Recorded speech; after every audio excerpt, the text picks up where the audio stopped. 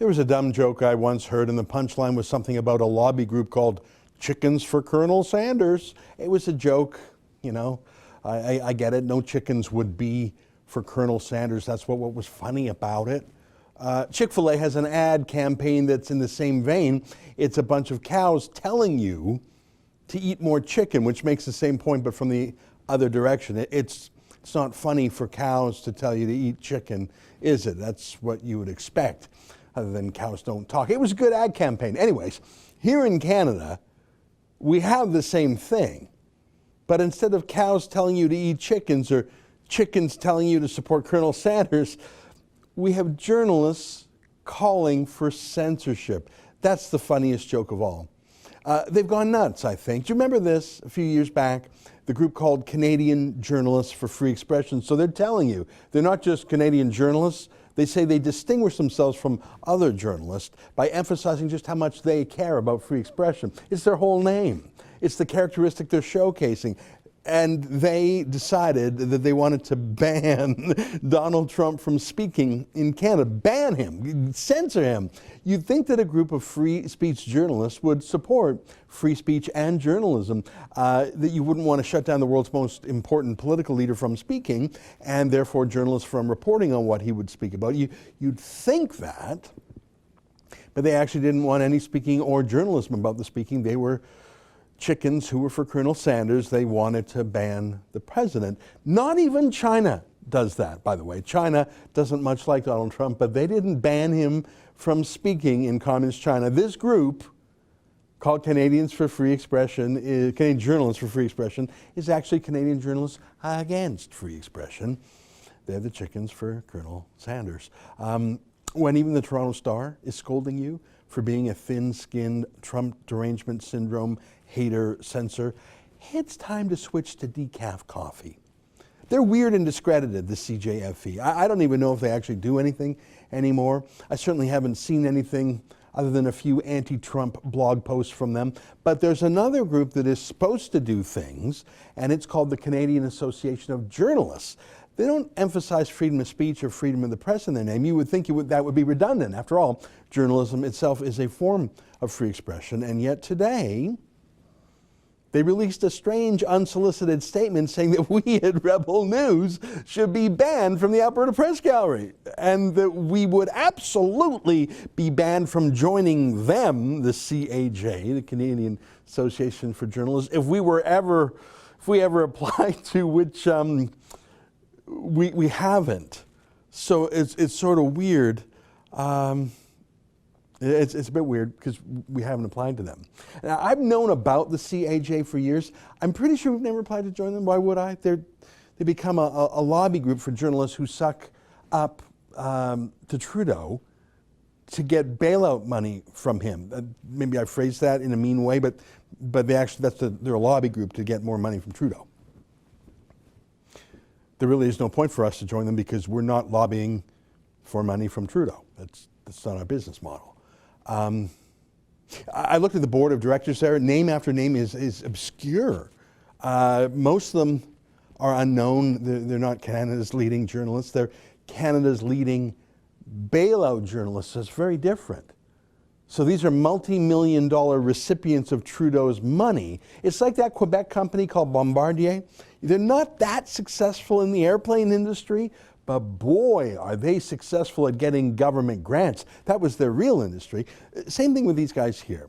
But look at them today, apropos of nothing. They put out a press release saying that we here at Rebel News should not be allowed into the Alberta Press Gallery. A group of Toronto-based journalists says so. They don't have anyone at the Edmonton-based press gallery, so this is the Toronto point of view. They do have one token Calgarian who works for Maclean's magazine, which is one of the biggest Trudeau bailout media companies in the country. They wrote this today. Let me read a little bit of it to you. Alberta Press Gallery has a duty and a right to determine access. Get my dumb joke about chickens for Colonel Sanders now? Now, I know something about rights and freedoms. I went to law school once, a long time ago, and I've read the Charter. I actually read it from time to time, just to refresh my memory. Section 2, fundamental freedoms, Section 2B in particular, guarantees freedom of thought, belief, opinion, and expression, including freedom of the press and other media of communication. So that's a right. I have a right to speak freely, to do journalism, and express my opinions and beliefs in any medium. It's right there. You'll notice if you read the Charter or the Constitution or any other law, there is no right for my competitors to ban me. That's not a right, guys. That might be some sort of power you want, but in real life, my competitors don't have the legal or moral authority to infringe my real rights. It's a counterfeit duty or right to stop me from earning a living or practicing my career. That's not a real right. These people are politically illiterate if they think that there's such a thing as a right to ban people from reporting. Well, who are you? And to think they're in charge of educating the public about the world and how it works. Anyway, let me read a little bit from this fantastic essay of theirs. This past Sunday, the National Board of the Canadian Association of Journalists, CAJ, gathered for a regular meeting. That must have been riveting.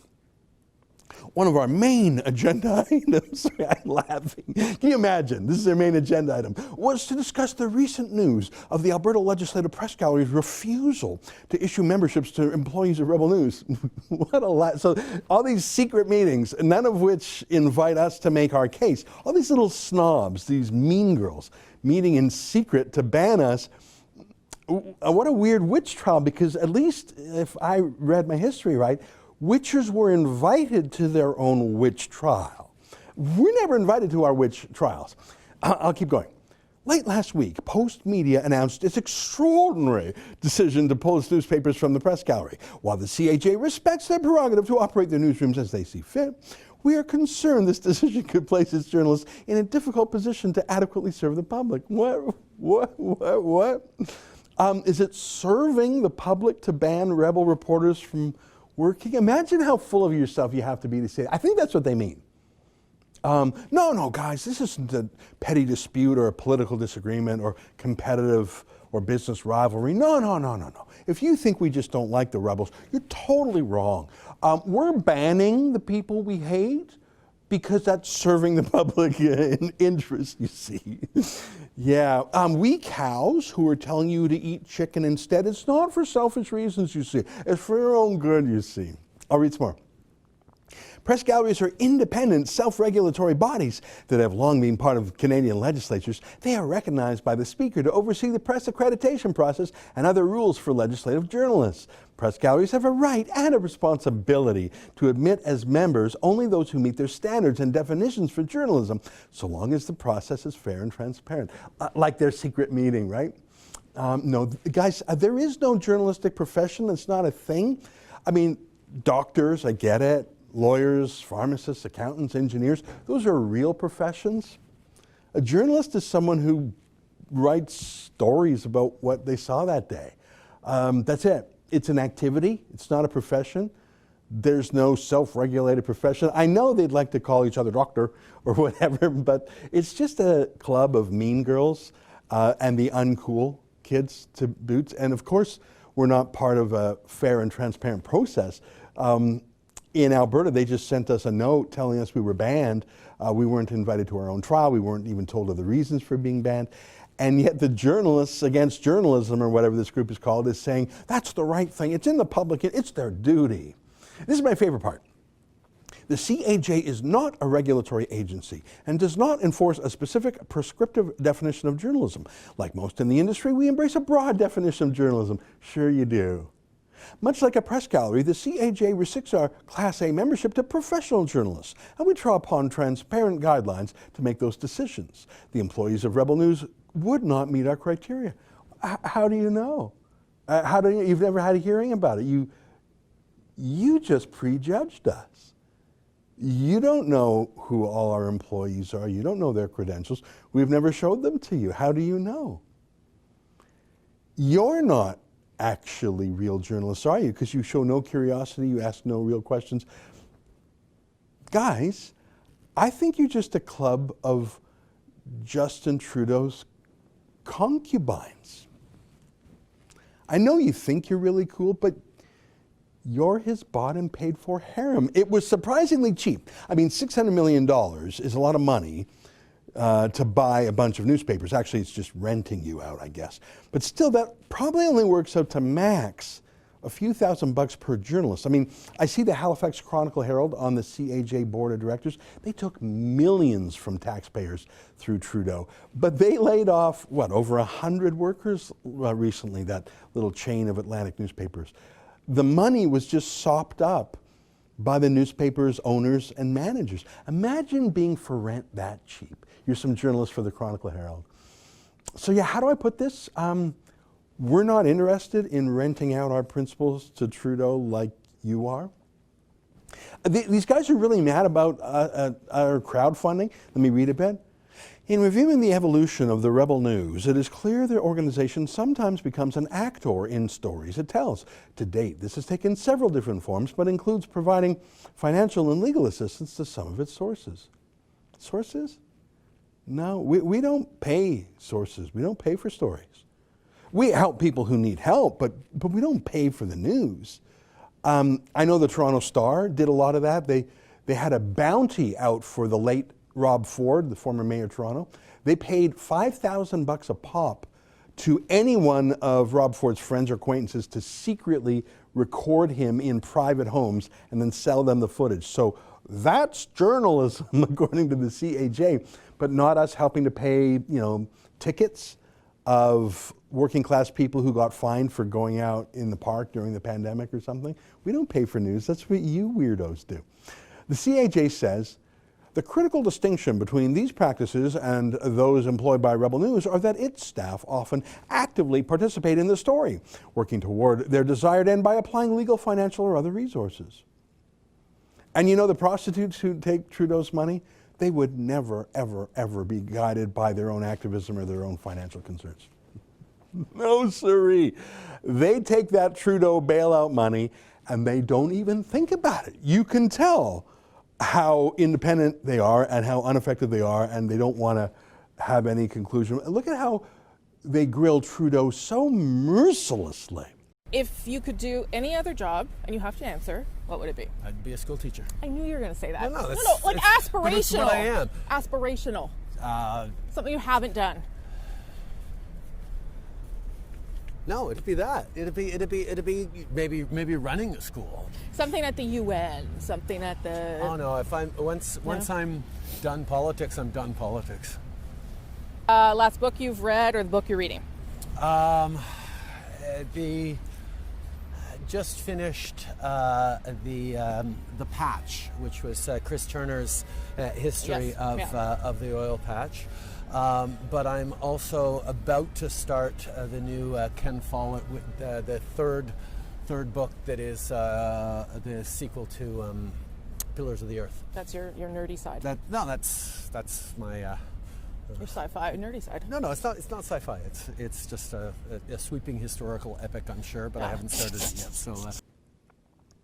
Yeah, one day we'll be real journalists like Rosemary Barton, paid by Trudeau. Speaking of lawyers, she sued the Conservative Party for Trudeau during the election. The lawsuit's still going on. And what was that, a platonic date with Trudeau? That's journalism. Anyways, here's a quick line in their essay. The CAJ also supported Rebel News' access to the federal leadership debates in 2019. You mean the ones we had to rush to court in an emergency basis? Really? I must have missed that. In fact, CAJ journalists cheered us being banned, objected to us going. The CAJ didn't put out even a statement that I saw. They didn't intervene in court, that's for sure. I asked our lawyer about this because maybe I missed something. It was the first he heard of it too. It's almost as if these guys are lying to pretend they care about free speech and they're not just in the pocket of their boss, Justin Trudeau. I'm shocked. One more line from the CAJ today. We carefully consider our political activities and community involvements, including those online, and refrain from taking part in demonstrations, signing petitions, doing public relations work, fundraising, or making financial contributions if there is a chance we will be covering the campaign activity or group involved. Is that really true? You guys aren't telling porkies again, are you? Like I say, the CAJ is really just a group of concubines that Trudeau pays $600 million a year to, so they take his cash. But in that traditional Liberal Party move, ad scam, we charities, they know the rules. They have to kick back some of that cash to Trudeau. See, a lot of Canadian journalists are members of the Unifor Union. It's weird that journalists are in the union, like it's some hard blue-collar activity or something. But they're in the Unifor Union, and they have registered an anti-Conservative Party third-party election campaign last year. And they take the members' dues from all these journalists, and they spend it on fighting the Conservatives in the election campaign with demonstrations and signs and petitions and public relations work and fundraising, all the things they just lied about. So Unifor does that, and there's another union called the Media Guild that does the same. So not only do these CAJ concubines take money from Trudeau, they then kick back some of it to Trudeau at election time through their third-party super PACs, and they all choose to do this. These unions aren't acting illegally. They have the consent and support of their members, these journalists. But sure, because we provided a free lawyer to a single mom in North Bay who was arrested for taking her daughter to the park, sure, that makes us not journalists, while you ladies of the night pay for attack ads on Andrew Scheer. Got it. Hey, have you ever seen any of these Justin journos when they're doing a report about Trudeau? Have you ever seen any of them disclose this super gross conflict of interest, either about taking Trudeau's cash or giving him a partisan kickback? No? Yeah, me neither. We never stop talking about our interests. No one could possibly be unaware of our political views and our campaigns. We talk about them constantly. You can judge for yourself if you think we're being too political, but you can't really judge for yourself about these CAJ journalists, these Unifor journalists, these Justin journos, because they never disclose it, do they? Last paragraph. At the same time, however, the act of producing journalism is predicated on upholding high ethical standards, the highest, which demands that information gathered during the reporting process be presented fairly, accurately, and transparently for public consideration. Yeah. No one is more transparent than the Canadian Association of Journalists. They don't take payments from lobby groups or foreigners. They're fair and transparent. Absolutely and totally. How dare you say otherwise? I mean, just look at one of their board members who signed this letter, presumably. The National Observer. Just top-notch journalists, and certainly not in the tank for any lobby group. Oh, hang on. Looks like they do take tens of thousands of dollars in cash from a lobby group called the Tides Foundation. They're now called Make Way. They were renamed, they were so scandal-ridden. It's an extremist, anti-oil, anti-industry lobby group founded in San Francisco. They've renamed their Canadian entity, Make Way. But they boast, you see it, about paying the National Observer for journalism. The National Observer admits they take the cash to run the stories that the Tides Foundation wants. Look at the bottom of this news article here. This article is part of a series produced in partnership by National Observer, Tides Canada. Oh, really? And then Tides sometimes launders additional grants to the National Observer through third parties. Here's an investigation by Vivian Krause in the Financial Post. In 2015, Tides paid US $21,000 to Earthways for re-granting to Observer Media, $20,000 for media reporting, and $1,000 in honor of Linda Solomon. Solomon is the founder and editor-in-chief of the National Observer and the CEO of the Observer Group. She's also the sister of Joel Solomon, a former employee and chairman of the Tides Foundation. Oh my God! So CAJ board members who condemn us literally sell stories for cash. It's pay to play. They sell stories to foreign anti-oil lobby groups, and they actually brag about it, I guess. But they're much more ethical than us, you see. Just ask them. Hey, here's the list of approved journalists approved by the CAJ and the Parliamentary Press Gallery. Have you ever seen this? This is a list of Press Gallery members in Ottawa that are approved. Do you see Xinhua and People's Daily? Now, you know those aren't journalists, right? They're government propagandists for sure, and they're spies. They're paid for by Xi Jinping, the dictator of China. They're not free to write anything they want. They write what they're instructed to write by the Chinese embassy in Ottawa. They're not journalists. You know that, right?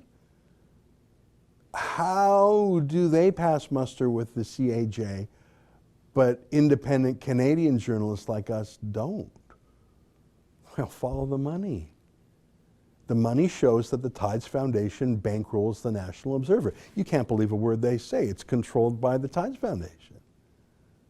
Follow the money. It shows that Justin Trudeau bankrolls his little house of concubines who wrote a press release about us today.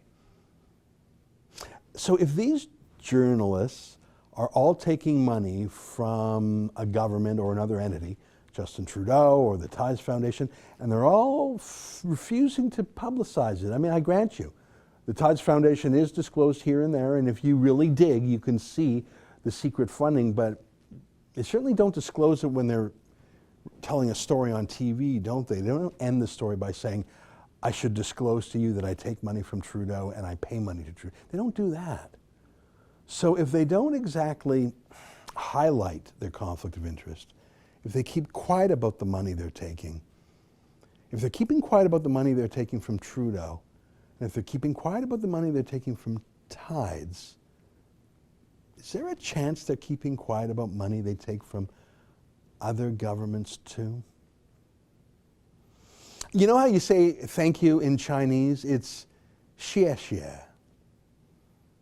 But I'm sure they already know that at the CAJ already. That's an excerpt from my daily show, the Ezra Levant Show. Every day I do a monologue on the news of the day, then I interview an interesting guest, and then I read my hate mail. You gotta subscribe. Go to rebelnews.com.